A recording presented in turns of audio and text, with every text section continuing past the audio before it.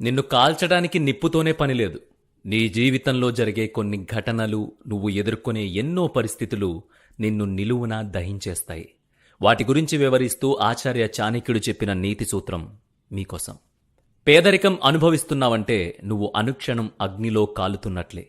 నీ జీవితంలో ఏది సాధించాలన్నా ఆ పేదరికం అడ్డుపడుతుంది.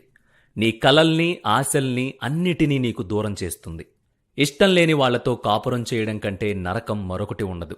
వారితో జీవితాంతం బతకాలని ఆలోచించుకున్న ప్రతి క్షణం నిప్పుల్లో కాలుతున్నట్లు అనిపిస్తుంది. నువ్వు నీవాళ్ల వల్లే అవమానాలు పడడం కంటే దారుణం మరొకటి లేదు.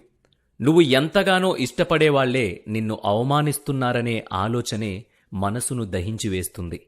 వాళ్లని వదిలి వెళ్లలేక, వాళ్లు పెట్టే అవమానాలు భరించలేక మనస్సు ముక్కలైపోతుంది.